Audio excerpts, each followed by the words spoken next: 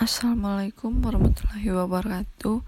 Baiklah, kami dari kelompok 1 akan menjelaskan tentang asuhan keperawatan leukemia pada anak. Sebelumnya, nama anggota kelompok kami yang pertama yaitu Rizky Saputra, Win Usnitasari, dan Ririn Rapika. Yang pertama yaitu definisi penyakit leukemia. Leukemia adalah penyakit keganasan pada jaringan hematopoietik yang ditandai dengan penggantian elemen sumsum tulang normal oleh sel darah abnormal atau sel leukemik. Salah satu manifestasi klinis dari leukemia adalah perdarahan yang disebabkan oleh berbagai kelainan hemostasis. Pada penderita leukemia, sumsum tulang memproduksi sel darah putih yang tidak normal yang disebut sel leukemia. Sel leukemia yang terdapat dalam sumsum tulang akan terus membelah dan semakin mendesak sel normal, sehingga produksi sel darah normal akan mengalami penurunan. Sel darah putih tidak merespon kepada tanda atau sinyal yang diberikan. Akhirnya produksi yang berlebihan tidak terkontrol atau abnormal akan keluar dari sumsum tulang dan dapat ditentukan dalam darah perifer atau darah tepi. Jumlah sel darah putih yang abnormal ini bila berlebihan dapat mengganggu fungsi normal sel lainnya. Etiologi penyakit leukemia ini sendiri, faktor predisposisi yang menyebabkan terjadinya leukemia yaitu faktor endogen. Yang pertama yaitu faktor herediter, kelainan genetik. Faktor eksogen, yang pertama itu faktor virus, bahan kimia dan obat-obatan, radiasi. Faktor fisiologi penyakit leukemia. Leukemia atau kanker darah adalah jenis penyakit yang menyerang sel-sel darah putih yang diproduksi oleh sumsum tulang. Sumsum tulang atau bone marrow ini dalam tubuh manusia memproduksi 3 tipe sel darah, diantaranya sel darah putih yang berfungsi sebagai daya tahan tubuh melawan infeksi. Sel darah merah atau berfungsi membawa oksigen ke dalam tubuh, dan platelet atau bagian kecil sel darah yang membantu proses pembekuan darah. Trombositopeni mengakibatkan perdarahan yang dinyatakan oleh petekiae dan ekimosis atau perdarahan dalam kulit, ekspitasis atau perdarahan hidung, hematoma dalam membran mukosa, serta perdarahan saluran cerna dan saluran kemih. Tulang mungkin sakit dan lunak yang disebabkan oleh infark tulang. Pathway leukemia. Adapun gejala yang ditandai dari penyakit leukemia sendiri diantaranya adalah gangguan citra tubuh atau perubahan persepsi tentang tubuh yang diakibatkan oleh perubahan ukuran, bentuk, struktur, atau keterbatasan fungsi tubuh. Efek akibat dari gangguan citra tubuh ini yang dapat ditimbulkan adalah gangguan seperti alopecia, atau istilah lainnya adalah kebutakan. Kebutakan atau alopecia ini adalah akibat dari kerontokan yang terjadi secara terus-menerus. Hal ini bisa disebabkan oleh kelainan sistem imun pada rambut atau akibat dari zat-zat kimia. Untuk mengatasi terjadinya alopecia atau kebutakan ini, perlu dilakukan kemoterapi secara rutin. Selain gejala tadi, terdapat gejala lain yang dapat ditimbulkan oleh penyakit leukemia ini sendiri, diantaranya adalah kepucatan pada wajah, risiko anemia, nyeri pada anggota tubuh, dan juga terjadi penurunan kebutuhan nutrisi pada tubuh kurang dari kebutuhan. Manifestasi klinis leukemia. Tanda dan gejala utama mencakup kelemahan dan keletihan, kecenderungan pendarahan, peteki dan ekimosis, nyeri, sakit kepala, muntah demam, dan infeksi. Adapun beberapa pembagian penyakit leukemia, yang pertama adalah leukemia mielositik akut atau LMA, kedua leukemia limfositik akut LLA, 3 leukemia limfositik kronis LLK, dan leukemia mielositik kronis atau LMK. Adapun gejala klinis, gejala penderita leukemia bervariasi tergantung dari jumlah sel abnormal dan tempat berkumpulnya sel abnormal tersebut. Gejala umum penderita leukemia yaitu 1. Demam atau keringat malam. 2. Sering mengalami infeksi.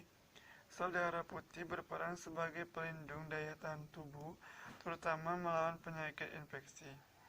3. Anemia. Penderita akan menampakkan cepat lelah, pucat dan bernapas cepat. Sel darah merah di bawah abnormal menyebabkan oksigen dalam tubuh kurang. Akibatnya, penderita bernapas cepat sebagai kompensasi pemenuhan kekurangan oksigen dalam tubuh. 4. Pucat. 5. Sakit kepala. Adapun diagnosis penyakit leukemia, yang pertama adalah 1.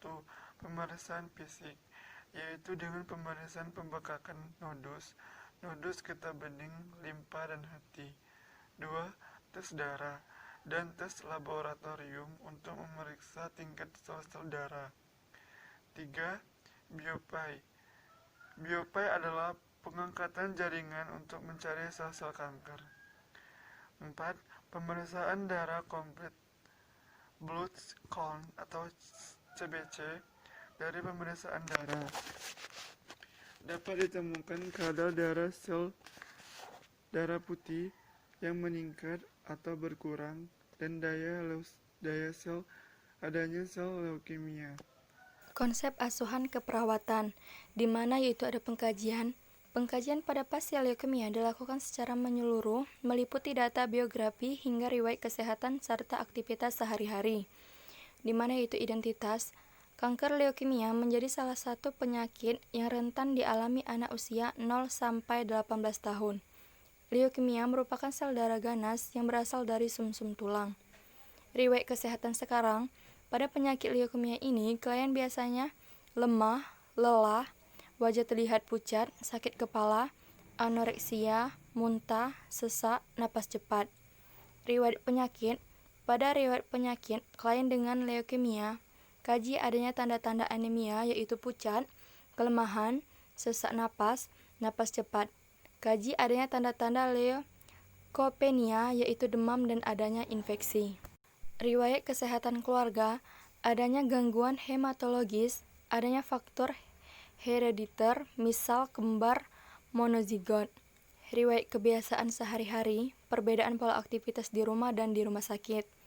Riwayat psikososial, yang pertama psikologi.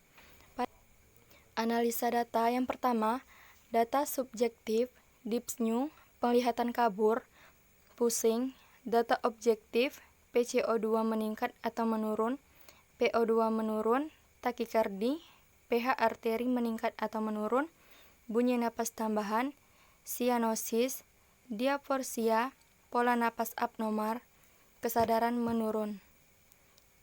Etiologi, paparan radiasi atau zat kimia, sel neoplasma berproliferasi di dalam sumsum tulang. Leukosit imatur, maligna sel leukosit, masuk ke dalam pembuluh darah, menyebar ke seluruh tubuh, paru-paru, kerusakan pembuluh kapiler paru, dyspnea, perubahan membran alveolosus kapiler. Masalah keperawatan, gangguan pertukaran gas. Yang kedua, data subjektif, nyeri abdomen, nafsu makan menurun. Data objektif, berat badan menurun, minimal 10% dari rentang ideal, membran mukosa pucat, bising usus hiperaktif. Etiologi, paparan radiasi atau zat kimia, sel neoplasma berproliferasi di dalam sumsum tulang, leukosit imatur, maligna sel leukosit, masuk ke pembuluh darah, menyebar ke seluruh tubuh, lambung, perdarahan pada mukosa lambung, anoreksia, ketidakmampuan mencerna makanan. Masalah keperawatannya defisit nutrisi. Selanjutnya yang ketiga, data subjektif, mengeluh nyeri. Data objektif, tampak meringis, berikap protektif, gelisah, frekuensi nadi meningkat, sulit tidur. Etiologinya, Paparan radiasi atau zat kimia, sel neoplasma berproliferasi di dalam sumsum tulang, leukosit imatur, maligna sel leukosit, masuk ke pembuluh darah menyebar ke seluruh tubuh, sendi dan tulang, peradangan, kerusakan agen pencedera fisiologis. Masalah keperawatan, nyeri akut. Selanjutnya, diagnosa keperawatan, gangguan pertukaran gas. Yang pertama, gangguan pertukaran gas berdasarkan dengan perubahan alveolus kapiler ditandai dengan dyspnea dan pola napas abnormal. Defisit nutrisi berdasarkan dengan ketidakmampuan mencerna makanan ditandai dengan nafsu makan menurun dan berat badan menurun. Yang ketiga, nyeri akut berhubungan dengan agen pencedera fisiologis ditandai dengan mengeluh, nyeri, dan tampak meringis. Selanjutnya, intervensi keperawatan. Diagnosa keperawatan. Yang pertama, gangguan pertukaran gas berhubungan dengan perubahan alveolus kapiler ditandai dengan dyspnea dan pola napas abnormal. Etiologi. Yang pertama, pertukaran gas meningkat, tingkat berilium menurun, keseimbangan asam basa menurun, irama napas membaik, frekuensi napas membaik. Masalah keperawatan, pemantauan respirasi. OTEX. O. Monitor pola napas, monitor sumbatan jalan napas, auskultasi bunyi napas. T. Atur interval pemantauan respirasi sesuai kondisi pasien. E. Informasikan hasil pemantauan. K. Kolaborasi penentuan dosis oksigen. Yang kedua, defisit nutrisi berhubungan dengan ketidakmampuan mencerna makanan ditandai dengan nafsu makan menurun dan berat badan menurun. Etiologi, status nutrisi membaik, berat badan membaik, nafsu makan membaik, asupan makanan membaik, asupan nutrisi membaik. Masalah, manajemen nutrisi.